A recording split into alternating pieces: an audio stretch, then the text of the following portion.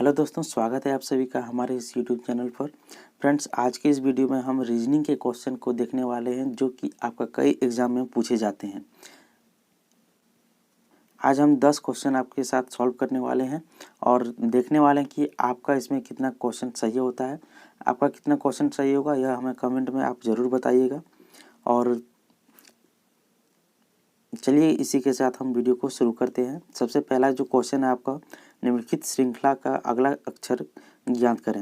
यहाँ पर आप देख सकते हैं पहला है सी, उसके बाद डी, एफ और आई। अगला क्या होगा इसका राइट जवाब। तो यहाँ पर आप देख सकते हैं सी का अगर हम वैल्यू अगर निकालें तो इसका हो जाएगा 3, इसका हो जाएगा 4, इसका हो जाएगा 6, इसका हो जाएगा 9। तो अगला क्या होगा, यहाँ पर देख सकते हैं पहला में है आपका +1, उसके बाद है आपका +2, उसके बाद है +3। तो इस बार क्या होगा +4। +4 अगर होगा तो 9 + 4 कितना होगा 13, और 13 का वैल्यू किस में आता है m। ठीक है, तो इसका राइट जवाब क्या हो जाएगा ऑप्शन नंबर ए। अगला प्रश्न आपका, 1 जनवरी 2018 को सोमवार था, तो 1 जनवरी 2020 को सप्ताह का कौन सा दिन होगा। तो इसको हम बनाएंगे कैसे। तो यहाँ पर आप देख सकते हैं पहले 1 जनवरी जो है यह सेम है आपका 2018 है, इस दिन है आपका मंडे। और यहाँ पर आपका सेम लिखा है 1 जनवरी, केवल वर्ष आपका चेंज कर दिया गया है। ठीक है, तो यहाँ पर हम कुछ नहीं करेंगे, लेकिन यहाँ पर आप देख सकते हैं पहले कि 2018 से लेकर 20 कितने वर्ष का इसमें मांगा गया है, तो 2 वर्ष का। और 2 वर्ष में कितने लीप ईयर हैं 18 और 20 के बीच में। तो अगर आप कहें तो 2018 आपका लीप ईयर नहीं है, 2019 भी लीप ईयर नहीं है, 2020 लीप ईयर है, लेकिन आपका इसमें 1 जनवरी तक ही बात किया गया है, न कि फरवरी। लीप ईयर हम किसको कहेंगे, जिसमें कि 366 दिन आता हो। लेकिन इसमें क्या है कि फरवरी तो 29 दिन का होगा, लेकिन जनवरी आपका है इसमें काउंट किया गया है, न कि फरवरी। तो इसमें हम 0 ले लेंगे, तो टोटल कितना हो जाता है, तो 2 हो जाता है। तो मंडे में हम +2 कर देंगे, यानी कि आपका राइट जवाब हो जाएगा वेडनेसडे। वेडनेसडे आपका ऑप्शन में है, तो हाँ ऑप्शन नंबर ए, बुधवार। अगला प्रश्न है आपका, यहाँ पर देख सकते हैं कि इसको हम सॉल्व करने वाले हैं।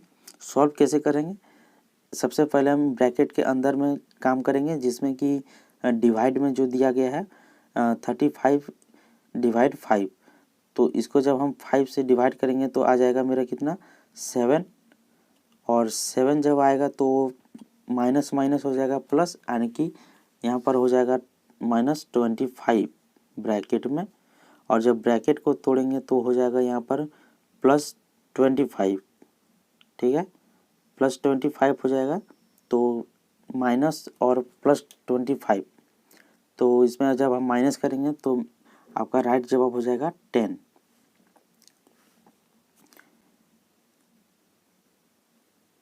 अगला प्रश्न है आपका, KIT शब्द की पार्श्व दर्पण छवि क्या है। यानी कि KIT को हम दर्पण में कैसे देख सकते हैं। तो इसमें देखिए ऑप्शन नंबर ए जो आपका दिया है बिल्कुल गलत है, क्योंकि इसमें हूबहू लिख दिया है, तो ये आपका नहीं होगा। ऑप्शन नंबर बी में जो आपका है के को यहाँ पर उल्टा कर दिया गया है, और आई का तो आई रहेगा ही, टी को भी उल्टा कर दिया गया है। तो ऑप्शन नंबर बी ही आपका राइट जवाब हो जाएगा। अगला प्रश्न जो आपका, नीचे दी गई श्रृंखला का अगला पद ज्ञात कीजिए। यानी कि 33, उसके बाद है 38, 48, 53। उसके बाद आगे क्या होगा आपका। तो इसमें आप देख सकते हैं कि इसमें आपको +5 किया है ना। उसके बाद इसमें आपका कितना किया है, तो +10। इसमें आप देख सकते हैं +5 किया है, तो एक बार +5, एक बार +10, उसके बाद फिर +5, इस बार फिर से +10 करेंगे, यानी कि 53 + 10 63। ऑप्शन नंबर सी 63 यहाँ पर हो जाएगा। अगला प्रश्न है आपका, दिए गए विकल्प चित्रों में से लाइट के पार्श्व दर्पण प्रतिबिंब का चयन करें। तो फिर से आपका इसमें लाइट में जो है पहला ऑप्शन गलत है, क्योंकि इसमें हूबहू लिख दिया है, तो ये गलत हो जाएगा। यहाँ पर आप देख सकते हैं एल को उल्टा कर दिया गया है, आई इसमें ठीक है, जी को भी उल्टा किया है और एच सही है, टी भी सही है, यानी कि ऑप्शन नंबर बी आपका राइट जवाब हो जाएगा।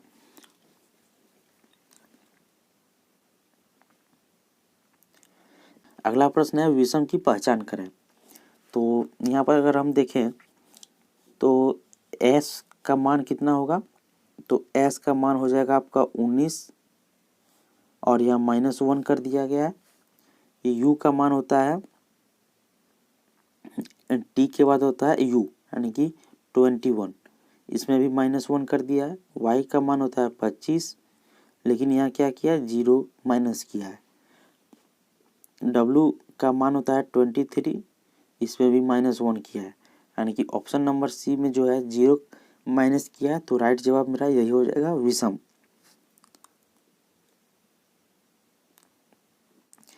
अगला प्रश्न है सी, ई और एफ की माँ है। सी जो है वो ई और एफ की माँ है। एफ का विवाह जेड से हुआ है, एफ का विवाह जो है सो जेड से हुआ है, ठीक है। सी का जेड से क्या संबंध है, सी का जेड से क्या संबंध है, तो जेड जो है सो सी को क्या बोलेगा, तो देख सकते हैं यहाँ पर सास ही बोलेगा, ठीक है, क्योंकि यह दामाद है।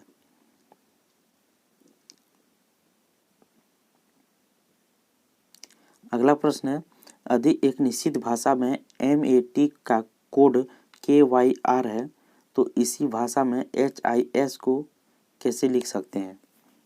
यहाँ पर आप देख सकते हैं M का मान कितना होता है, तो M का मान होता है 13, A का मान होता है 1, T का मान होता है 20 और K का मान कितना होता है, तो इसका जो वैल्यू होता है आपका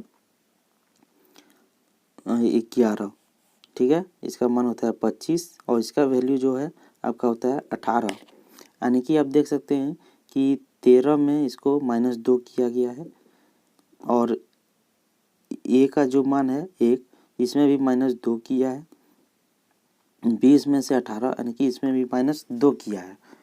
तो इस अनुसार आप यहाँ भी हर एक में 2 को माइनस करना है। इसका मान होता है 8, यानी कि आपका 6, यानी कि एफ हो जाएगा। आई का मान होता है 9, यानी कि इसमें 7 मतलब जी, ठीक है। एस का मान होता है 19, यानी कि 17 नंबर में आपका क्या हो जाता है, क्यू हो जाएगा, ठीक है, यानी कि ऑप्शन नंबर सी आपका सही जवाब हो जाएगा। अगला प्रश्न है आपका नीचे दी गई श्रृंखला का अगला पद ज्ञात कीजिए। 3B 9F 27J, तो अगला क्या होगा। तो पहले हम यहाँ क्या देखेंगे कि जो आपका डिजिट है 3 से 9 हुआ है, यानी कि 3 इंटू हुआ है, 9 से 27 3 इंटू हुआ है, 27 से 3 इंटू करेंगे तो कितना हो जाएगा आपका 81, ठीक है, 81 एक तो राइट जवाब हो जाएगा आपका। उसके बाद हम देखेंगे कि बी का मान होता है 2, एफ का मान होता है 6, जी का मान होता है 10। तो यहाँ पर 4 प्लस हुआ है, इसमें भी 4 प्लस हुआ है, अगला भी 4 मतलब आपका प्लस हो जाएगा, तो हो जाएगा 14 और 14 में आपका हो जाता है n, ठीक है, यानी कि आपका हो जाएगा यहाँ पर 81 n, आपका राइट जवाब हो जाएगा। अगला प्रश्न है आपका यहाँ पर जो क्वेश्चन मार्क है यहाँ पर कौन सा मान होगा। तो इसमें देख सकते हैं कि टी का मान हम पहले वैल्यू निकालेंगे। तो टी का मान होता है 20, ए का मान 1, एस का मान होता है 19, बी का होता है 2, आर का होता है 18 और सी का मान होता है 3। तो पहले 20 आया, उसके बाद 19, एक छोड़ दिया है, फिर 18, अब फिर से हो जाएगा 17, 17 का मान हो जाएगा क्यू, यानी कि ऑप्शन नंबर डी आपका राइट जवाब हो जाएगा।